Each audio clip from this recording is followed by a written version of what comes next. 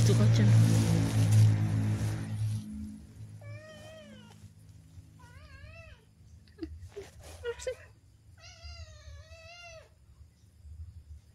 Itu kacang gambar.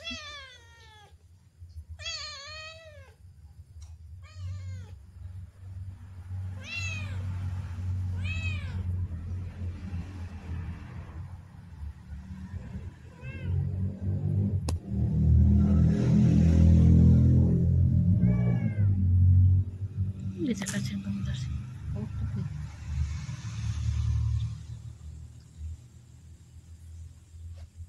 Untuk Ustadz Amir Husni sudah bergabung ya. Assalamualaikum warahmatullahi wabarakatuh, Ustadz. Waalaikumsalam warahmatullahi wabarakatuh. Bagaimana kabarnya Ustadz dan keluarga? Sehat nggih? Alhamdulillah baik. Alhamdulillah. Sampai rumah ini. Sebelumnya izin ta'aruf dulu Ustadz. Saya Iqbalil Kornain, sementara menggantikan Mas Amin karena Mas Amin sekarang sedang sakit sehariawan di 2 tempat dan Mas Ma'ruf juga lagi pertemuan Bankom. Sebelumnya melaporkan absen Ustadz. Jumlah keseluruhan ada 19. Ini dari Korea ada 6 orang, dari Jepang ada 5 orang, dari Taiwan ada 1 orang, kemudian dari Hong Kong ada 1 orang, Qatar 1 orang, Finlandia ada 1 orang, dan dari Indonesia ada 4 orang Ustadz.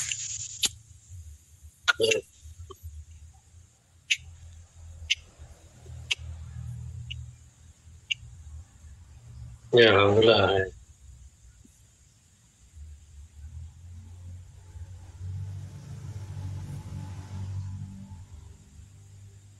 Baik, kita mulai ya.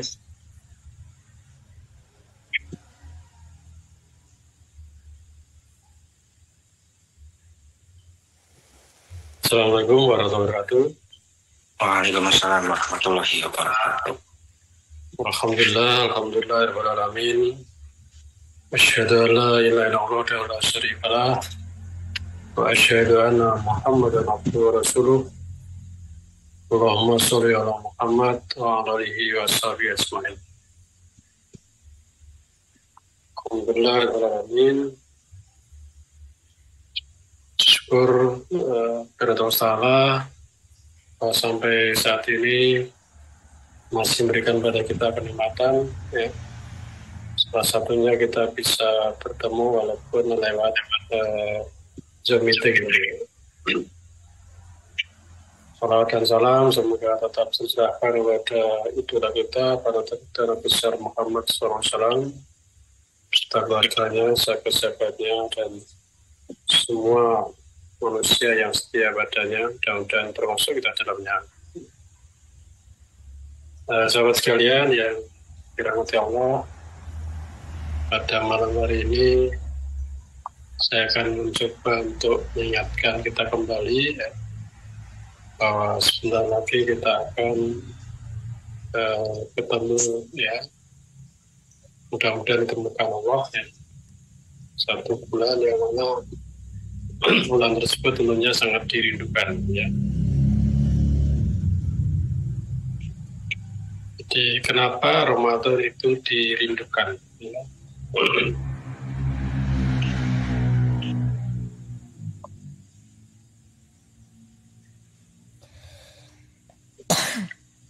Jadi ibaratnya ya seseorang yang sangat dicintai ya, tentu selalu diharapkan kedatangannya. Lalu apa bagi yang meninggalkan rumah ya, ke Korea ataukah ke Jepang gitu ya. Ini tentunya ya, ada keluarga yang merindukan ya. Sangat dirindukan.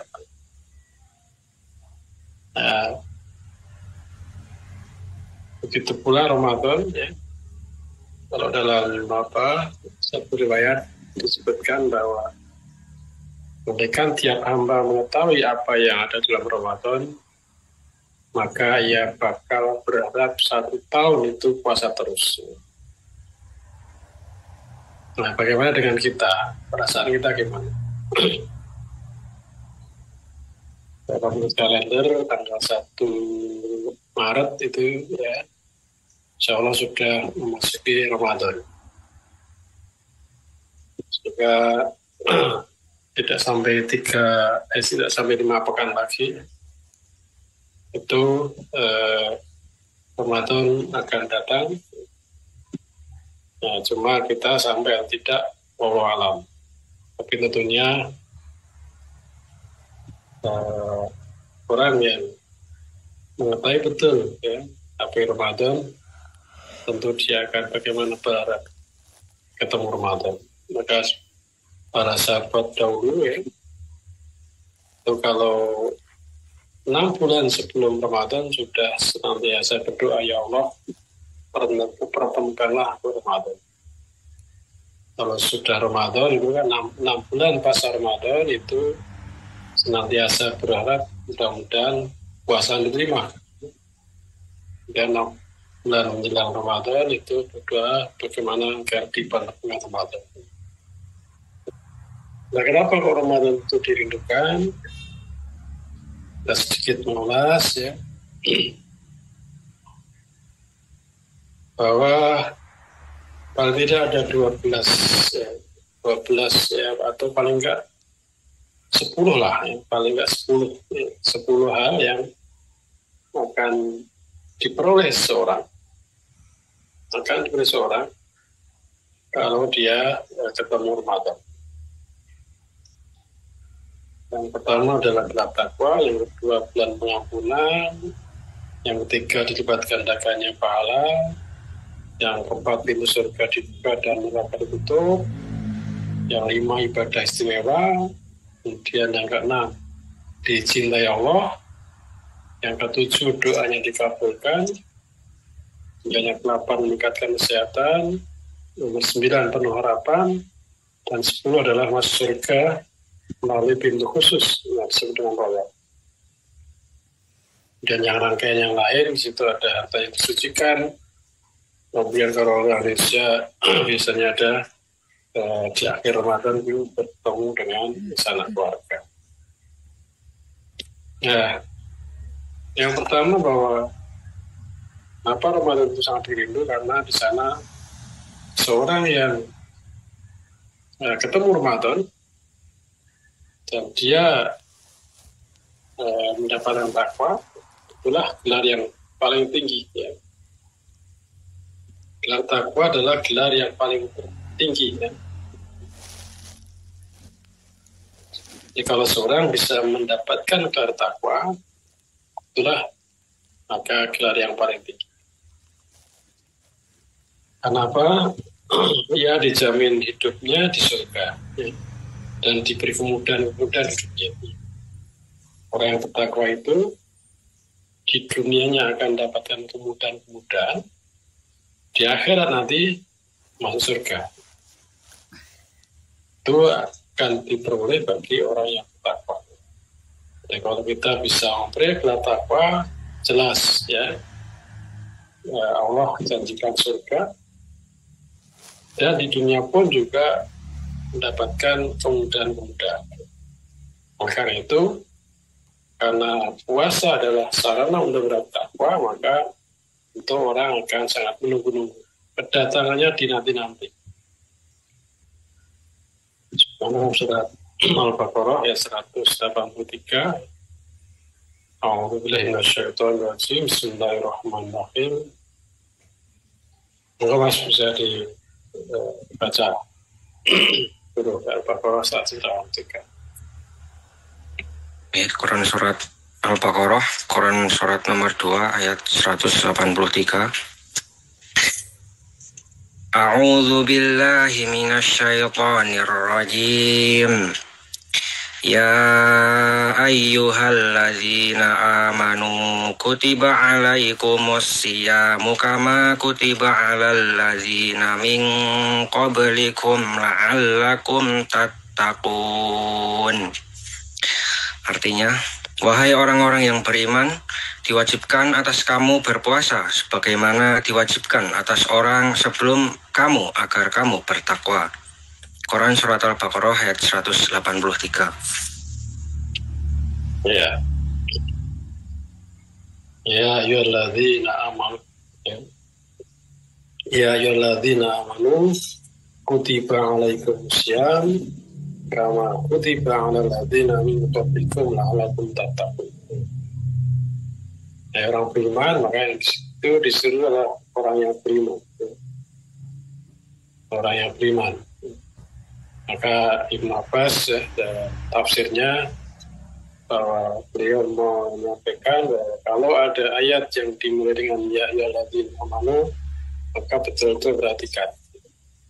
Karena setelah itu berisi ya perintah ataupun anjuran, siapa yang menjalankan maka dia akan beruntung. Atau berupa larangan, siapa yang meninggalkan maka dia akan beruntung.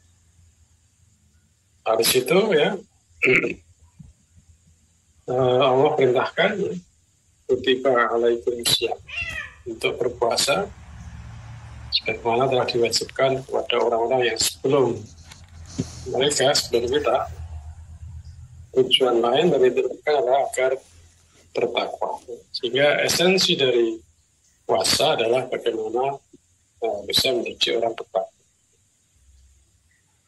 Nah, ini orang yang beriman tentunya sangat menginginkan bagaimana agar mendapat takwa. Salah satu untuk mengejar itu maka Allah berikan sarana, yaitu dengan adanya datangkan Ramadan. Kemarin sudah kita bahas ada 5M gitu ya. Ada muhasabah, muhasabah, mu'akadah, mujadah, muraqabah dan mu'aqabah gitu ya. Itu juga bagaimana sarana untuk bagaimana bertakwa agar betul-betul kita berusaha menjadi orang bertakwa. Maka termasuk ini Ramadan ini, yang datang Ramadan itu, kalau kita tahu bahwa tujuan Allah mendatangkan Ramadan tidak lain dan tidak bukan untuk mendapatkan takwa, tentu kita akan menyambutnya dengan senang. Nah, kemudian orang yang bertakwa, jadi selain jelas Allah janjikan surga, jadi dibaca dalam surat Al-Imran 133 sampai 135, kemudian juga surat Ad-Dariyat ayat 15 sampai 19 itu adalah jelas-jelas janji Allah menerangkan bahwa orang yang bertakwa itu masuk surga. Itu kita tidak perlu ragu lagi dengan janji Allah. Janji Allah tidak pernah mengulangi janji. Sehingga kalau kita meninggal dalam kondisi bertakwa, maka surgalah Allah sudah sediakan. Nah, tentu ya, betulkah kita bertakwa? Sebetulnya juga bisa dilihat dari janji Allah yang ada di dunia ini. Maka di sini ya, beberapa hal ya, yang Allah kemukakan, Allah jelaskan. Ya. Kalau orang itu bertakwa, kalau orang itu mendapatkan takwa, di dunianya itu seperti apa? Kehidupannya seperti apa? Maka diantaranya adalah kalau orang itu bertakwa, kalau seorang itu telah mencapai derajat takwa dalam hidupnya, takwa sebagaimana kehendak, tentu dia akan selalu mendapatkan kemudahan. Di antaranya adalah jalan keluar dari semua masalah. Manusia tentunya tidak terlepas dari masalah. Kemudian di sisi lain kemampuan manusia juga terbatas. Dimulai masalah dirinya sendiri, anaknya, istrinya, saudara, orang tua, tempat bekerja dan sebagainya, itu semua adalah sumber masalah. Tapi bila seorang bertakwa, maka Allah akan menunjukkan jalan berbagai persoalan itu, akan memberikan kemudahan. Semua masalah akan ada jalannya, semua masalah akan teratasi, semua masalah akan ada solusi. Maka bagi Allah tidak ada yang sulit, karena dialah pemilik kehidupan. Dalam akhir ayat surat At-Tolak itu kan, "Wa yattaqillaha yaj'al lahu makhraja." Barang siapa yang bertakwa kepada Allah, maka Allah akan mengadakan baginya jalan keluar. Makhraja, ya, jalan keluar. Setiap persoalannya pasti ada jalan keluarnya. Tidak ada masalah yang tidak bisa diatasi. Kemudian, "Yattaqillaha yaj'al lahu min amri yusra." Barang siapa yang bertakwa kepada Allah, maka Allah akan memudahkan, ya, min amri yusra, segala urusannya akan dimudahkan. Jadi setiap permasalahan akan teratasi, ada jalan keluarnya, hingga tidak ada istilah mutung atau juga buntu gitu ya. Kemudian juga selain diberi jalan keluar juga dimudahkan. Wa yattaqillaha yaj'al lahu min amri yusra. Jadi itu janji Allah dalam kehidupan ini. Sehingga kalau kita dalam menghadapi hidup ini kok ya sering menghadapi jalan buntu, atau kok sering sangat berat gitu ya, sulit gitu ya. Nah, ini indikator bahwa berarti kita belum mencapai takwa sebagaimana yang Allah kehendaki. Nah, ini kesempatan ya Allah berikan kepada kita, mudah-mudahan ketemu sehingga kita betul-betul menjadi orang bertakwa. Kemudian orang yang bertakwa itu dicukupi kebutuhannya. Jadi tercukupi kebutuhannya. Wa may yattaqillaha yaj'al lahu min amri yusra. Wa may yattaqillaha yaj'al makhraja wa yarzuqhu min haitsu la yahtasib. Barang siapa bertakwa Allah, maka Allah memberikan jalan keluar dan Allah memberikan rizki dari arah yang tidak disangka-sangka. Wa may yatawakkal 'ala Allah fa huwa hasbuh. Barang siapa tawakal pada Allah, Allah akan mencukupkan Allah. Jadi orang bertakwa itu ya, dalam hadis yang lain, ayat yang lain, nanti di bawah itu kan dia tidak sedih dan tidak khawatir. Nah, kenapa? Ya tadi, kalau persoalannya pasti teratasi, urusannya dimudahkan, kebutuhannya itu tercukupi. Ya, itu adalah janji Allah bagi orang bertakwa waktu di dunia. Selain salah-salah lahiriah, yaitu tadi urusannya dimudahkan, ya, setiap persoalannya teratasi, kemudian hartanya juga, rezekinya tercukupi gitu ya. Juga secara batinnya, orang yang bertakwa itu hidupnya tenang, tidak khawatir dan tidak sedih. Kalau seorang itu ya, tersimpan di hatinya ada Allah, dia sadar betul, tahu betul siapa Allah. Kalau kemarin banyak dibahas tentang, bahkan sampai hari ini tadi masih brosur tentang ma'rifatullah. Itu semaksimal mungkin kita pahami, semaksimal mungkin kita tanamkan dalam diri kita. Di antara misalnya, wa ma'akum aina makan. Allah itu bersama kita dimanapun kita berada. Maka orang yang bertakwa tentunya bagaimana merasa dekat kepada Allah, merasa dibersamai Allah, merasa diawasi Allah, merasa didengar Allah, Allah maha mendengar, Allah maha mengetahui, Allah maha melihat. Nah, kalau seorang dia senantiasa dekat kepada Allah dan tawakal kepada Allah, yakin betul dengan Allah, maka tentunya jiwanya adalah tidak khawatir dan tidak sedih. Dia telah menggantungkan segala hidupnya hanya kepada Allah. Maka orang yang selalu mengingat Allah, maka dia akan senantiasa mendapatkan ketenangan. Maka salah satu kalau kita betul-betul mencapai orang bertakwa, tentunya hidup kita adalah hidup yang bahagia, hidup yang tidak penuh dengan khawatir dan tidak penuh dengan kesedihan. Coba dibaca Mas surat Al-A'raf ayat 35. Quran surat Al-A'raf, Quran surat nomor 7 ayat 35. A'udzu billahi minasy syaithanir rajim. Ya bani Adam imma ya'tiyannakum rusulun minkum yaqussuna alaikum ayati famanittaqa wa aslaha fala khaufun alaihim wala hum yahzanun.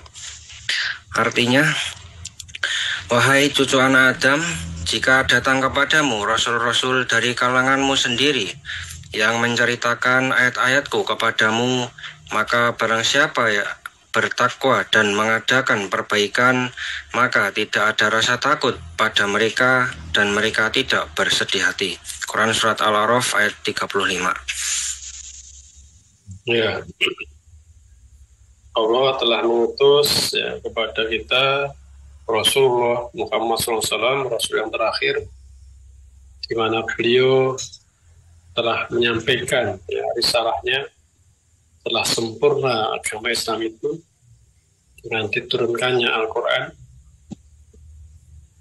Maka kalau kita mengikuti petunjuk-petunjuk dalam Al-Quran, salah satunya adalah tadi bahwa orang yang beriman itu diwajibkan berpuasa.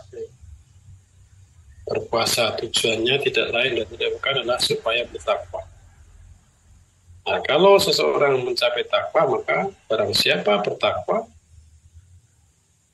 famanittaqa wa aslaha fala khaufun alaihim wa lahum yahzanun. Barang siapa yang bertakwa dan beramal soleh, maka baginya tentunya tidak akan khawatir dengan apa-apa yang akan terjadi dan tidak sedih dengan apa-apa yang sudah terjadi. Sesuatu yang membuat sedih itu kan sesuatu yang sudah terjadi. Kalau sudah terjadi, kadang membuat sedih. Sesuatu yang terjadi karena membuat khawatir. Nah, bagi orang bertakwa itu sesuatu yang sudah terjadi tidak sedih. Kenapa? Kalau semuanya didasari karena Allah, semua tujuan kepada Allah, maka tidak ada yang perlu sedih, tidak perlu ada yang membuat sedih. Gitu. Karena semuanya untuk Allah. Nah, demikian pula yang akan datang. Orang yang bertakwa, orang yang ketawa kepada Allah, yakin betul adalah rozak Allah, maka tentunya juga tidak khawatir. Ya karena seperti apa? Maka selama dia dalam kebenaran, selama dia dalam kondisi pasrah kepada Allah, wala tamutunna illa wa antum muslimun, tentu dia tidak akan khawatir. Nah, sering berkhawatir kan karena kita tidak menaati Allah. Kita tidak taat kepada Allah. Kita menyimpang dari aturan Allah. Orang bertakwa tentunya dia kalau taat kepada Allah, maka dia tidak khawatir dan tidak sedih hati. Nah, itu adalah hal-hal yang akan diperoleh orang yang bertakwa. Ya. Dibagi orang bertakwa, sekali lagi kalau kita kalau kita mencapai takwa sebagai orang kendaki, hidup kita akan bahagia. Tidak sedih, tidak khawatir tadi. Kemudian urusan kita dimudahkan. Kemudian Allah menjamin rezekinya. Kemudian setiap persoalan pasti teratasi. Nah, itulah gelar tertinggi. Kalau seorang bisa mendapatkan hal tersebut, ya itulah janji Allah di dunia dan akhirat itu sangat luar biasa. Maka karena tujuan utama dari Ramadan adalah kenal takwa, tentunya orang yang akan dengan senang hati bagaimana menunggu kedatangan Ramadan, bagaimana supaya ketemu. Nah, ibaratnya apa? Tamu istimewa. Tamu istimewa tentunya akan dipersiapkan dengan sebaik-baiknya. Kita akan kedatangan tamu. Tamu itu istimewa tidak, sangat tergantung bagaimana persiapan kita. Kalau kita menganggap bahwa tamu itu penting, maka kita akan persiapan dengan sebaik-baiknya. Tapi kalau tidak menganggap bahwa tamu itu tidak penting, ya itu tidak perlu persiapan. Jadi ibaratnya ya, saya tanggal 1 Maret akan kedatangan tamu. Tamunya siapa? Cuma tetangga kok. Tetangga mungkin ya udah nanti paling dikasih air putih cukup gitu ya. Tapi bedanya kalau tanggal 1 Maret akan datang presiden ke rumah saya. Kira-kira persiapannya apa cukup tadi ya udah nanti ya paling sediakan air putih kan nggak seperti itu. Karena apa? Ya tentunya penting dan tidak di situ ya. Itulah mempengaruhi persiapan kita. Itu tadi ya.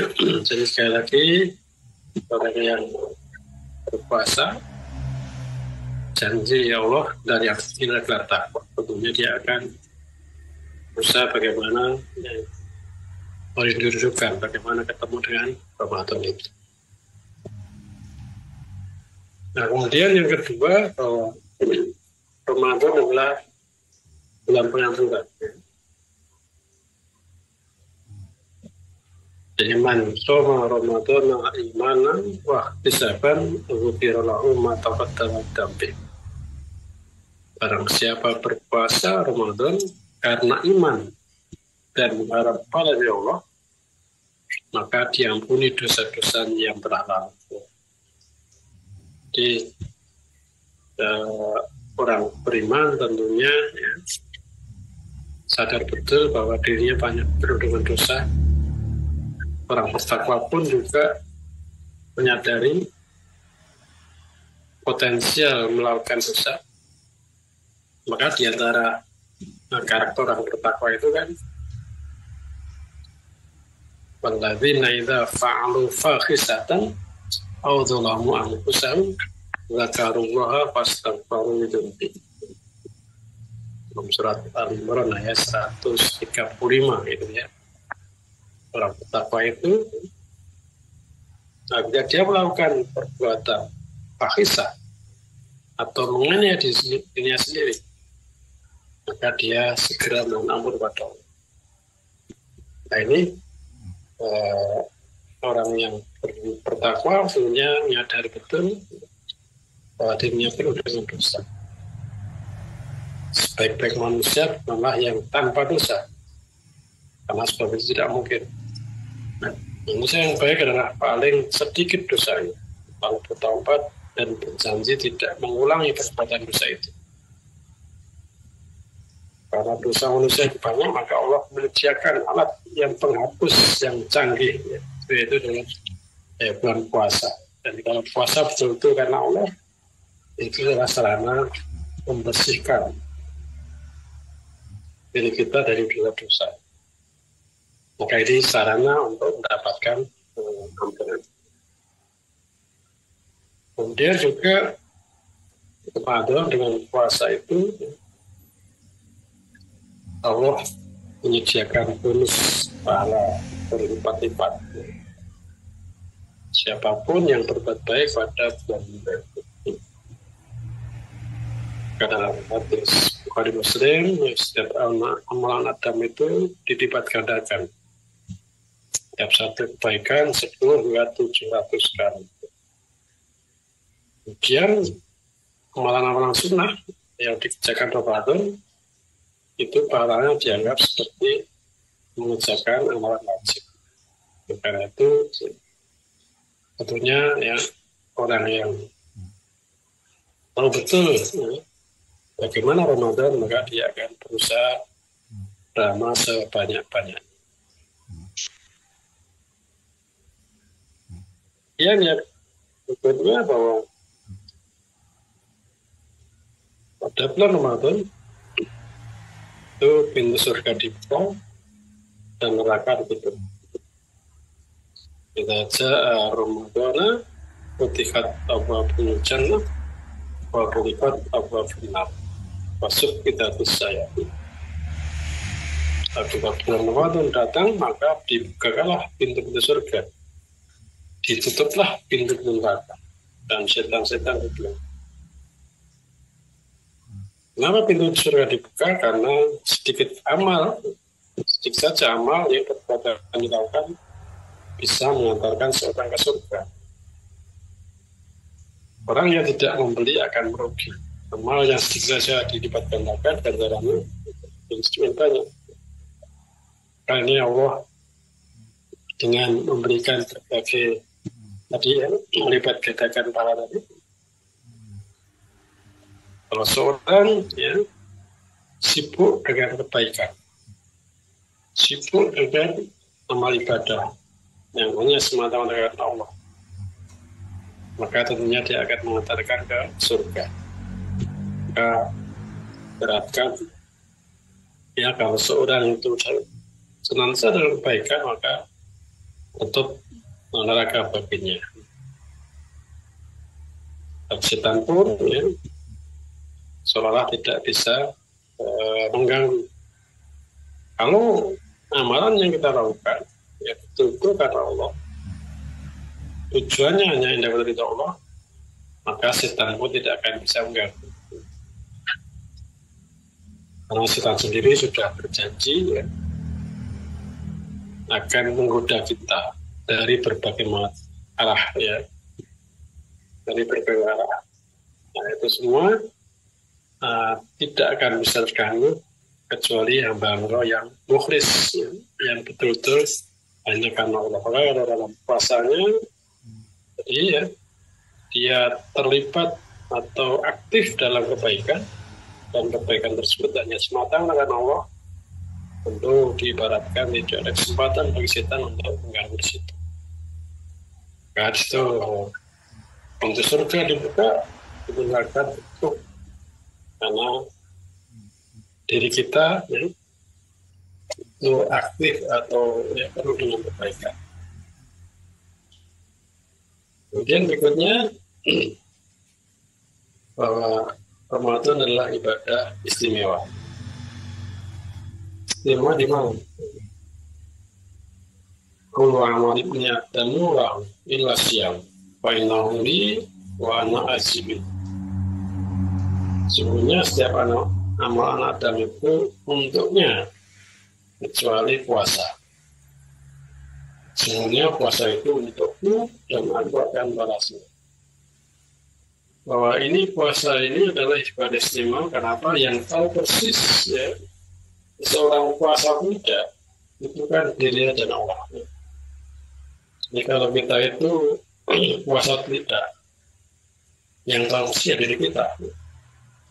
Orang lain ya kalau tidak diberitahu ya mungkin tidak tahu. Maka kalau kita ya, di kamar apakah makan atau tidak, ya yang tahu diri kita dan Allah. Walaupun dari hadapan manusia gitu ya, seolah lemas itu, padahal tadi habis makan dia bisa saja. Terus baliknya gitu, wah kok apa seolah nggak saya nggak seolah nggak haus, dikirain tidak puasa. Ini juga bisa juga. Maka yang tahu persis apakah kita puasa tidak adalah diri kita dan Allah. Maka itulah diantaranya kenapa dikatakan tidak istimewa. Dalam tafsirnya Qur'an, puasa dikatakan untuk Allah dalam arti untuk meneladani sifat-sifat Allah. Itulah substansi puasa. Misalnya Allah tidak makan, tapi memberi makan. Itu diteladani, maka ketika berpuasa kita tidak makan, tapi kita memberi makan. Dan dianjurkan untuk mengajak orang berbuka puasa. Nah inilah salah satu contoh bagaimana meladani Allah, sifat-sifat Allah. Ini adalah dikatakan sebagai ibadah istimewa. Masih ada tempat lain lebih dari itu, Allah Maha Pemurah. Maka dalam berpuasa kita dianjurkan banyak bersedekah dan juga berbuat kebaikan. Kemudian juga Allah mengetahui, maka dalam berpuasa kita harus banyak belajar bisa lewat baca Al-Quran, baca kitab-kitab, meningkatkan pengetahuan dan sebagainya. Allah Ta'ala setiap saat sibuk mengurus makhluknya. Dia bukan hanya mengurus manusia, dia juga mengurus binatang. Dia mengurus semut, dia mengurus rumput-rumput yang bergoyang. Manusia yang berpuasa meneladani Allah dengan sifat ini, sehingga dia harus selalu dalam kesibukan. Nah itu Allah Ramadan atau puasa adalah ibadah istimewa. Kemudian juga Ramadan atau ibadah puasa itu sarana mendatangkan cintanya Allah. Seorang yang meneladani Allah sehingga dia dekat kepadanya. Jika sudah dekat, minta apa saja akan mudah dikabulkan. Bila Allah telah mencintai hambanya, sebagaimana dalam hadis qudsi, ya, kalau aku telah mencintai seorang, aku akan menjadi pendengarannya, aku akan menjadi penglihatannya, aku akan menjadi tangannya, aku menjadi langkah kakinya. Jadi orang yang dicintai Allah itu akan menurutnya dari segala gerak-geriknya itu adalah tolong Allah, dibantu oleh Allah di situ karena dicintai Allah. Maka dalam Al-Baqarah ayat 186 ini ya, "Wa sa'alaka an fati'ani fa in qarib ujibu da'wat da'i da'ani wal yastajibu li wal yu'minu bi la'allahum yarshudun." Apabila hendakku banyak padamu tentang aku, katakanlah aku dekat, aku mengabulkan permohonan orang berdoa apabila dia berdoa. Karena itu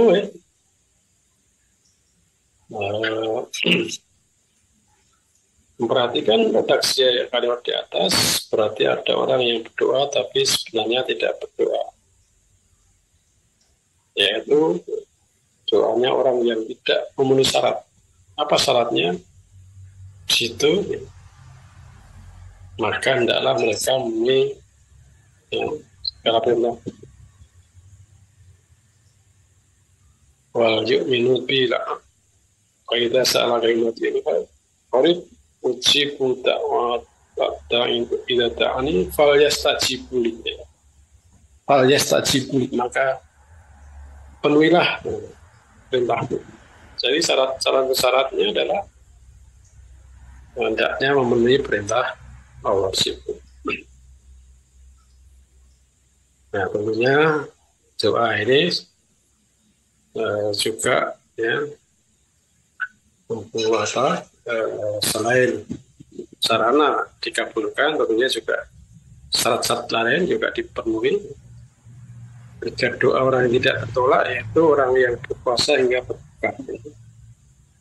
Dia punya adil dan doanya orang beralim. Itu salah satu ya di antara keistimewaan Ramadan. Kalau kita berpuasa, di situ sarana untuk dikabulkan. Nah, salat doa selain dengan penuh ya kesungguhan juga umumnya makanan yang kita makan, pakaian yang kita pakai itu sebenarnya juga harus bersih. Tapi pernah bersabda ada seorang yang kumuh pakaiannya, kusut rambutnya, berdoa kepada Allah. Sebenarnya keadaannya yang kumuh itu bisa mengantarkan doanya dia terima. Tapi kalau makanannya haram, minumannya haram, pakaiannya haram, bagaimana dia dikabulkan? Jadi doa itu berkaitan erat dengan kesucian jiwa, pakaian dan makan. Maka di bulan Ramadan jiwa kita diasah sehingga bersih. Semakin bersih jiwa kita, semakin terus kita, semakin bersih tempat, pakaian dan makanan, semakin besar kemungkinan untuk dikabulkannya doa. Kemudian yang berikutnya meningkatkan kesehatan ini kalau disebut dari segi medis gitu ya. Atau tadi yang mendengarkan akad pagi atau juga akad pagi pekan lalu gitu ya. Disinggung salah satunya tentang puasa ya. Bahwa puasa itu ya, salah satu sarana upaya untuk ya, menyehatkan. Maka dengan berpuasa ini kenapa kok bisa meningkatkan kesehatan gitu ya. Yang pertama itu ya organ-organ pencernaan dapat istirahat. Pada hari biasanya alat pencernaan itu kan bekerja terus gitu ya. Kalau kita makan itu kan maka perut kita akan bekerja. Setiap makanan yang masuk ke dalam tubuh memerlukan proses pencernaan kurang lebih 8 jam. 4 jam diproses dalam lambung dan 4 jam di usus kecil. Jika malam sahur dilakukan pukul 4, ya, berarti pukul 12 siang alat pencernaan selesai bekerja. Kemudian dari pukul 12 sampai dengan waktu berbuka, berarti di situ alat pencernaan mengalami istirahat total. Jadi ya, dengan istirahat tadi ini ya kesempatan untuk bagaimana organ-organ itu bisa pulih gitu ya untuk meremajakan diri dan sebagainya. Kemudian meningkatkan sistem kekebalan tubuh. Nah, berdasarkan penelitian yang dilakukan oleh para ahli kesehatan, ternyata dengan berpuasa sel darah putih meningkat dengan pesat.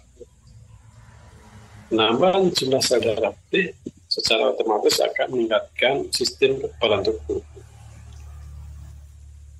Muhammad tadi juga disinggung istilahnya puasa medis ya. Ya, puasa medis itu juga untuk tujuannya kesehatan. Tapi tentunya dengan puasa ini yang kita tuju bukanlah untuk itu ya. Kita puasa bonus sehat itulah bonus. Jadi jangan sampai kita saya berpuasa biar sehat. Nah, ini nanti puasanya ya dapatnya itu pun kalau dapat. Tapi kalau kita puasanya karena Allah, betul-betul karena Allah, ini mendapatkan ridha Allah, ya bonus kesehatan itu lah. Ya alhamdulillah itu bonus dari Allah. Kemudian menghambat perkembangan bakteri, virus maupun sel kanker. Tadi juga disinggung diantaranya kanker itu kan senang dengan gula, gitu ya. Maka kalau asupan ya asupan nutrisi ya, dikurangi, ya tentunya pertumbuhannya juga tidak akan baik. Ya. Kalau kanker dalam tubuh ya, kalau tidak ada asupan nutrisi ya, kanker tersebut lama-lama juga tidak akan tumbuh atau bahkan akan mati. Dalam tubuh manusia terdapat parasit-parasit yang menumpang dalam makanan maupun minuman. Maka dengan menghentikan pemasukan makanan, maka kuman-kuman seperti bakteri, kanker tidak akan bisa bertahan hidup. Mereka akan keluar melalui cairan tubuh bersama sel-sel yang telah mati dan toksin. Itu di antara manfaat puasa. Kemudian juga membersihkan tubuh dari racun, juga mempercepat regenerasi kulit. Ya, tadi kan ada tentang glowing gitu ya, glowing gitu ya. Itu ya, di sini mempercepat regenerasi kulit. Sehingga orang yang puasa dengan baik, ya tentunya tadi sehat. Kemudian menciptakan keseimbangan kulit dalam lambung, berbagai fungsi hormon, meningkatkan fungsi organ reproduksi, meremajakan atau mempercepat regenerasi sel tubuh, dan lain sebagainya. Itu dari kesehatan.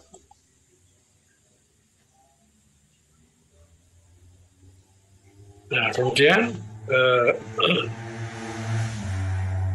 orang yang berpuasa, maka dia penuh harapan. Karena apa?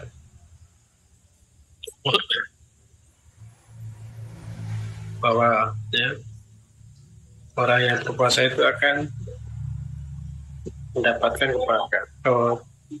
kegembiraan. Ya. Yang pertama, yaitu apabila ia berbuka, maka dia bergembira karena bukanya. Kemudian apabila ia bertemu dengan Tuhannya, maka bergembira karena puasa. Jadi idza aftara fariha wa idza laqi rabbuhu fariha bisaumihi. Idza aftara fariha, apabila dia berbuka maka dia senang. Wa idza laqi rabbahu fariha bisaumi, dan apabila dia bertemu Tuhannya, dia gembira karena puasa. Itulah dua kegembiraan orang yang berpuasa. Maka orang yang berpuasa pasti ya, kalau maghrib itu diharap-harap gitu ya. Kalau maghrib itu diharap-harap. Maka kalau ya orang berpuasa biasanya, ini menjelang maghrib, maka dia siap-siap. Kalau kita puasa kan nggak ada persiapan khusus. Ya, bagaimana kita puasa. Karena orang yang berpuasa tadi, akan berbuka, maka ditunggu-tunggu. Maka penuh harapan di situ. Kalau kita nggak puasa, nggak ada istilah. Ya. Mau maghrib kok. Ya. Ada spesial. Nah, kemudian yang ke-10, masuk surga melalui pintu VIP, pintu khusus. Jadi pintu Royan ini hanya diberikan pada orang yang berpuasa. Nah, dari Sahal radhiyallahu anhu, Nabi SAW bersabda, sesungguhnya dalam surga terdapat pintu yang disebut Royan, yang mana besok pada hari kiamat orang-orang yang berpuasa masuk dari pintu itu, dan tidak ada seorang pun yang masuk dari pintu itu selain mereka. Jadi, yang masuk lewat pintu itu hanya orang yang berpuasa. Dikatakan, di manakah orang-orang berpuasa? Maka mereka berdiri, tidak ada seorang pun selain mereka yang masuk darinya. Apabila mereka sudah masuk, maka pintu itu ditutup, sehingga tidak ada seorang pun yang masuk darinya. Maka ini pintu VIP ya. Kalau mungkin yang pernah punya pengalaman ya di bandara, kemudian dia punya ruang tunggu VIP gitu ya. Itu berbeda dengan yang tidak punya ruang tunggu VIP. Nah itulah sahabat sekalian, paling tidak 10 hal yang ya, Allah dan Rasul janjikan. Bagaimana apa saja yang akan dipenuhi orang berpuasa, orang yang bertakwa ya. Atau dengan datangnya Ramadan akan dapatkan 10 hal tadi ya. Maka tentu ya orang yang tahu betul apa itu Ramadan, ya tentunya dia akan sangat merindu-rindukan, ya, mengharap-harapkan bagaimana agar ketemu Ramadan. Nah kita insya Allah ya lagi insya Allah bulan depan ya bulan Maret, tanggal 1 Maret itu adalah jadwal akan datang Ramadan. Tentu kalau kita tadi saya sampaikan depan bahwa apakah Ramadan itu sesuatu istimewa atau tidak, ya tergantung pada persiapan kita. Maka ini masih ada waktu ya, 1 bulan lebih sedikit ya. Bagaimana kita mempersiapkan dengan sebaik-baiknya ilmu kita, jasad kita, fisik kita ya.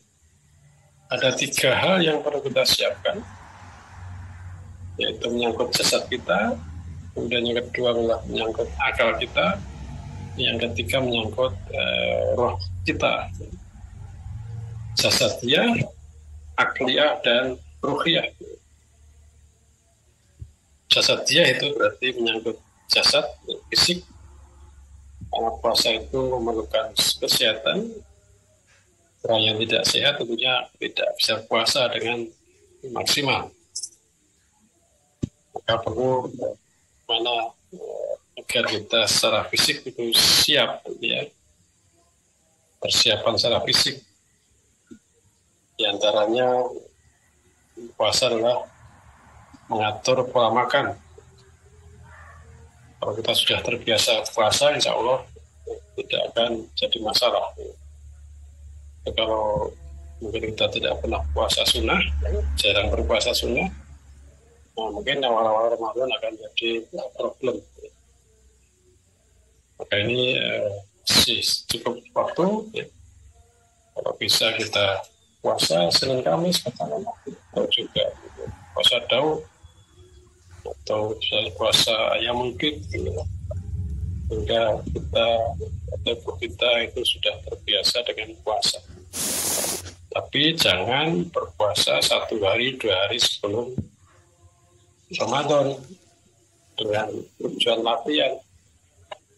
Kalau kita latihan puasa 1-2 hari sebelum Ramadan kita latihan puasa, lah itu malah tidak boleh.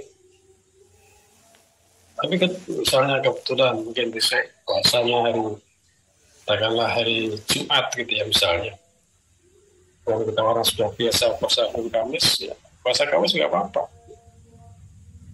Nah, itu bagaimana kita menyiapkan secara fisik, secara jasad kita, masuk perut kita, gitu ya, kita siapkan di situ. Kemudian juga jangan sampai kita sakit, cedera dan sebagainya. Kemudian secara akal kita perlunya belajar ilmu, termasuk malam hari ini kita mempelajari tentang bagaimana dalam tanda petik keistimewaan Ramadan begitu. Dengan tahu keistimewaan Ramadan tentunya kita akan semangat ya untuk menyambut itu dengan cara apa? Dengan cara ya menyiapkan ilmunya. Kita tidak akan mungkin akan menjalani puasa dengan sebaik-baiknya kalau tidak ada ilmu.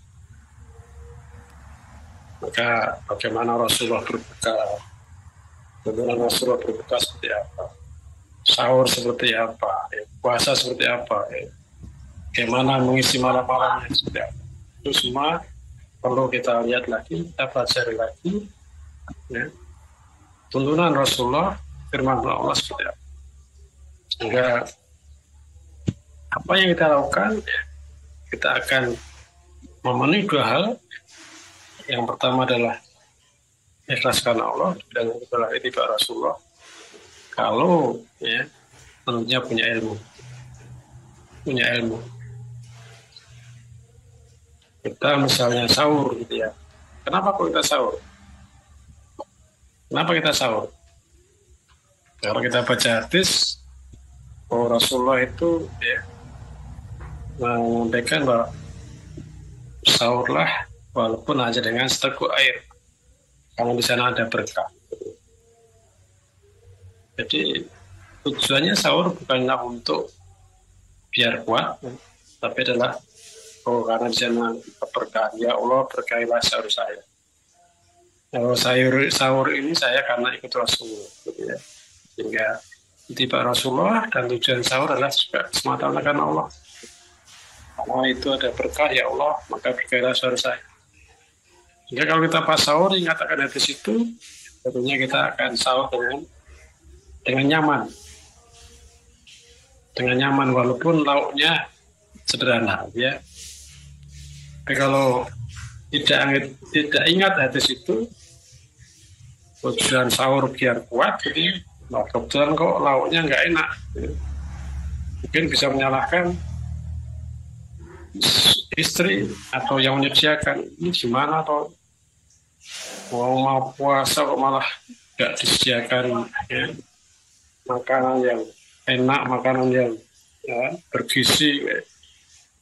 Nah itu karena tujuannya buat sahur adalah biar kuat tadi.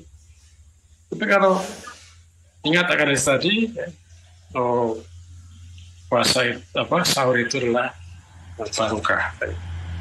Maka ya Allah, berkahilah sahur saya ini. Ya Allah, dengan sahur saya ini berkahilah, berilah keberkahan. Sehingga karena sahurnya adalah karena Allah, maka dia sahur pun dengan senang hati, dengan nyaman di situ. Nah itu perlunya ilmu. Maka sekali lagi perlu ilmu ya. Terkait segala sesuatu yang Ramadan, mari kita pelajari, syukur kita kuasai, bahkan dihafal. Kemudian secara rohani, ruhiyah ya, itu perlu kita siapkan juga, karena diantaranya bagaimana kebersihan hati kita. Nah, kita akan bisa ibadah dengan khusyuk, berdoa dengan khusyuk kalau diantaranya jiwa kita, hati kita itu khusyuk. Maka banyak mohon ampun pada Allah, kemudian dekat pada Allah, taubat di situ, sehingga betul-betul kita masuk ke Ramadan ya, penuh dengan kebersihan hati kita, dan bagaimana selalu tadi mengingatkan diri Allah. Terus sahabat sekalian, mungkin yang dapat saya sampaikan, jadi ini walaupun kurang lebih sebulan lagi, saya ingatkan untuk saya pribadi dan kita semua, dengan mau datang Ramadan, apakah kita persiapkan dengan sebaik-baiknya ataukah tidak, maka tergantung bagaimana kita mensikapi puasa itu istimewa kita. Semakin istimewa tamu, maka persiapannya akan semakin baik.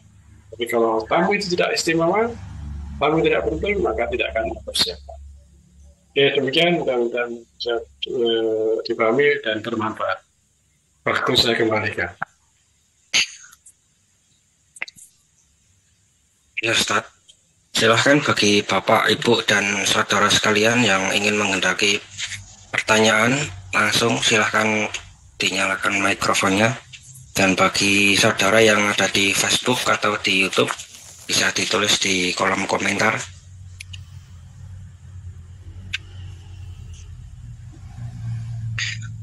Sementara ini ada pertanyaan yang masuk, Ustaz.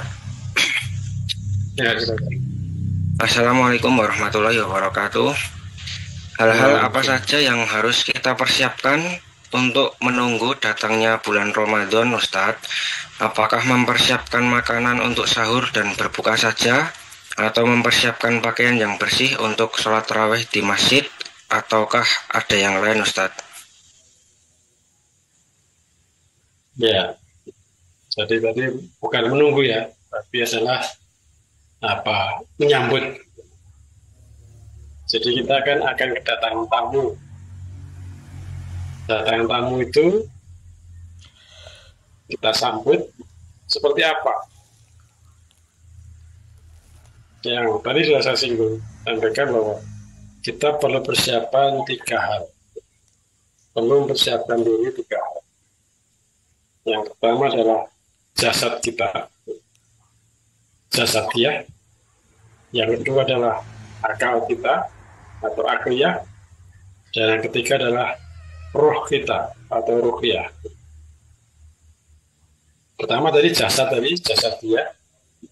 Persiapan apa yang perlu kita siapkan secara fisik? Yes.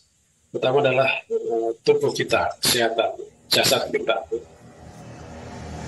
Puasa itu tadi perlu kesehatan, maka kita harus menjaga kesehatan kita.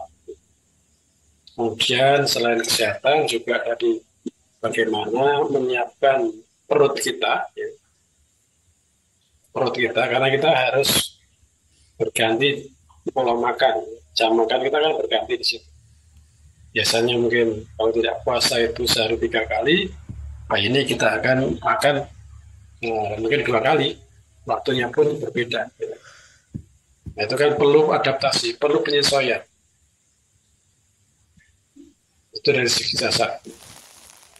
Ya, jasad kita perlu bagaimana perut kita persiapkan terbiasa dengan puasa, kemudian juga kesehatan kita dijaga jangan sampai sakit. Kemudian yang kedua tadi persiapan ilmu, akliyah akal kita. Maka hal ikhwal terkait dengan puasa itu perlu kita ulang lagi. Syukur-syukur kalau kita bisa hafal. Yang saya contohkan, bagaimana tentang sahur? Tujuan sahur itu apa? Kenapa kita sahur? Dan itu ada saya katakan bahwa sahur itu adalah berkah. Gitu ya. Maka kita waktu sahur ingat hadis itu, berarti ya Allah berkailah sahur saya. Sehingga kita waktu menatap atau di hadapan kita ada makanan, dan ingat pada Allah ya, bahwa Rasulullah bersabda itu. Maka ya, sahurnya karena Allah, ya, kemudian sahurnya pun juga dari dalam rangka mendapatkan keberkahan. Maka insya Allah kita akan nyaman dalam menjalani sahur itu. Jadi sahurnya bukan karena biar kuat, sahurnya bukan hanya karena puasa, tapi sahurnya betul-betul karena Allah. Maka di situ perlunya menghadirkan Allah. Kenapa menghadirkan Allah? Kita kan bisa menghadirkan Allah kalau tahu sifat Allah bagaimana apapun dari pemberitahuan dari Nabi tadi. Oh, sahur itu adalah berkah di situ. Nah ini gimana perlunya ilmu. Kita ilmu terkait puasa, mari kita pelajari sebaik-baiknya. Syukur-syukur kita hafal sih. Dan juga amalan-amalan apa yang dilakukan Rasulullah tadi. Maka tadi dari sedikit yang sudah kita pelajari tadi itu kan juga ilmu terkait puasa. Ini adalah segala ilmu. Dan dari segi roh kita, rohani kita, bahwa puasa itu tidak hanya menahan lapar dan haus, tapi juga harus jiwa kita bersih, hati kita bersih, jangan sampai masih ada dengki di hati dan sebagainya. Maka roh kita juga perlu rohani kita sucikan, kita bersihkan dengan banyak mohon kepada Allah, sehingga kalau hati kita bersih, kita menghindari perbuatan dosa dengan banyak mohon kepada Allah. Kalau hati kita bersih, maka akan meningkatkan khusyuan di sini. Jadi 3 hal ya, persiapan kita, 1 jasad kita, kemudian yang kedua akal kita, dan ketiga adalah roh kita. Demikian, mudah-mudahan bisa dipahami. Ya Ustaz, terima kasih atas penjelasan dan jawabannya. Mungkin dari Bapak, Ibu, dan Saudara yang ingin hendak bertanya langsung bisa langsung diaktifkan mikrofonnya. Assalamualaikum Pak Ustaz. Waalaikumsalam. Ada satu pertanyaan Ustaz. Saya pernah mendengar di media itu katanya waktu dulu tuh iblis dibuang dari surga.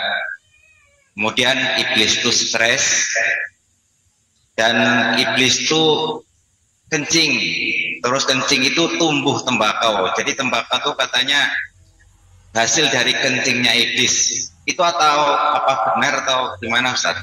Mohon penjelasannya. Assalamualaikum warahmatullahi wabarakatuh. Waalaikumsalam.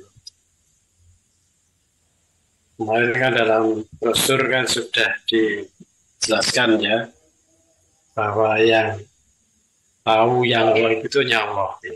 Sesuatu yang gaib itu yang tahu Allah.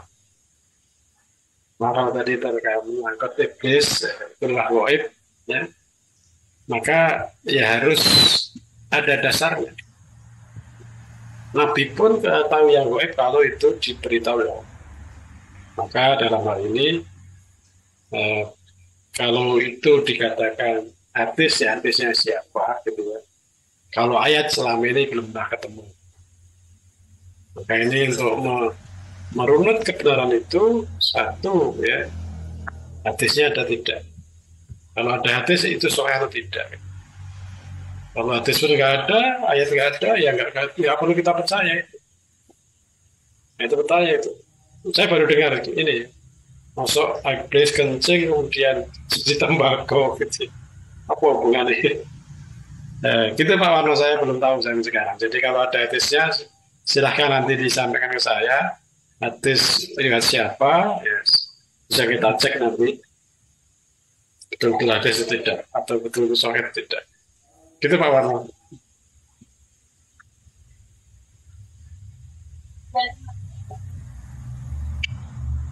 Sebelumnya ini dapat salam dari Mas Rianto dari Mojokedang Ustaz, untuk kita dan saudara Komtas semuanya. Mas Rianto ya. Waalaikumsalam. Kemudian ada saudara kita yang dari Korea, ini udah habis kontrak Ustaz. Ya ini Mas Bagus, mungkin Mas Bagus bisa berpamitan dengan Ustaz, bisa dinyalakan mikrofonnya.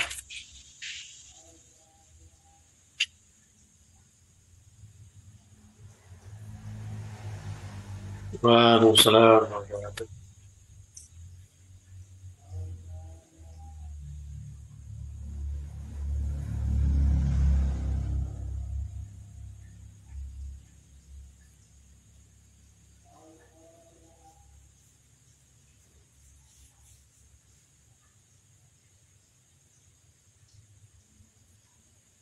Rumahnya mana? Oh, ya. Mudah-mudahan dalam perjalanan lancar, selamat sampai rumah, sampai tujuan, gitu ya. Dan tentunya dalam kebaikan. Dan mudah-mudahan semua yang diperoleh dari Korea penuh dengan keberkahan.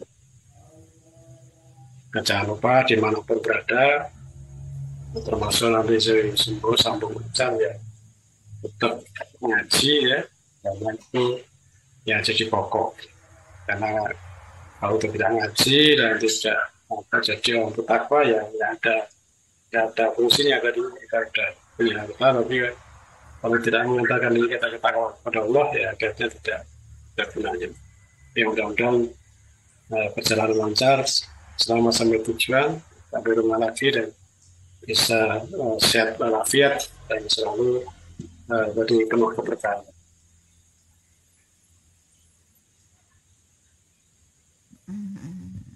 Wah,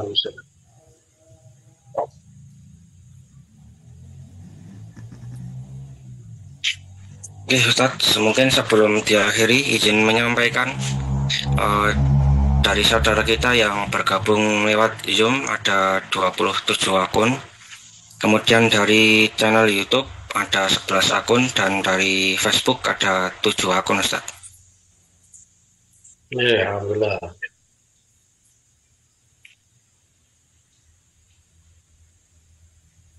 Sudah ya? Sudah Ustaz. Baik, saudara sekalian, mudah-mudahan apa yang kita bahas senantiasa meningkatkan iman dan takwa kita.